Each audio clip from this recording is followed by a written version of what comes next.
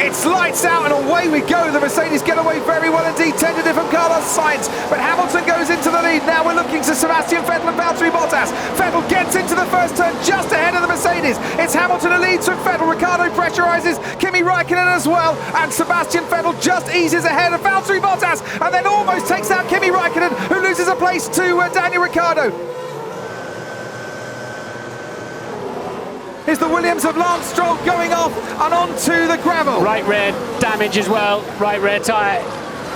And Lance Stroll is finally allowed to get out of his Williams car. His race is done. And the virtual safety car is coming out. Yeah, it has to be. The car's in it's in the firing line if you go off in that corner. And as you can see, that wasn't his fault. Fair old thump there, didn't he? Got hit out of the race. Sebastian Vettel pits for the soft tyres, the dry, soft tyres. So organised chaos here in the pits. Let's see a replay of the start here. No action warranted, as you say, for Sebastian Vettel, Martin. He is now down in 6th place and has lost out hugely in these opening exchanges. Max Verstappen from the start. He almost had no revs on there. It's like a video game, isn't it? Yeah. But manages to get out of the throttle while he momentarily couldn't see where he was going. Oh, and there is a major incident once again involving Antonio Giovinazzi, who crashed in qualifying, and he has crashed quite heavily on lap 4 of this Chinese Grand Prix. The safety car will now be deployed, a huge amount of debris over the track, and Giovinazzi has had a weekend in Shanghai to forget. He's turned out to be rather expensive, hasn't he? Oh dear. And as soon as he put his foot down, Martin, you got the feeling he was a bit of a passenger there. I still can't get a feel for which is the right tyre. And Ricciardo then is going to change. So they're taking those inters off, Ted. He's gone down to 12th place, Paul, Valtteri Bottas. So from running right up at the sharp end, that moment where he's gone off the track has cost him a huge amount of places. Green flag. So the safety car will peel off into the pits, and now we'll see if those tyres are up to temperature, and we'll see what the drivers can do. Massive roar from the crowd as we get racing again. Hamilton heads down towards turn 1 ahead of Daniel Ricciardo, Kimi Raikkonen and Max Verstappen. 2 Red Bulls now in the top 4. Sebastian Vettel is 5th after starting on the front row. Then comes Fernando Alonso from McLaren. Behind him comes Carlos Sainz, Danny Kvyat, and then Felipe Massa under pressure. As down the inside goes Sergio Perez. Bold move from the Mexican, and it hasn't quite come off, because Massa has the better line going through turn 2. Now Perez will fight him back again, and the place switched and then switched again as Sergio Perez moves that Force India up into 9th place and ahead of Felipe Massa, and now he can get up to Danny Kvyat, and he got a great exit, didn't he, out of turn 4. Perez is away and now up to 8. Super impressed with Perez there as Verstappen then goes around the outside of Kimi Raikkonen. Here he's on the march again. The vortices boiling off the rear wing. There goes Verstappen down the inside on Daniel Ricciardo into turn 6. He's made up yet another place.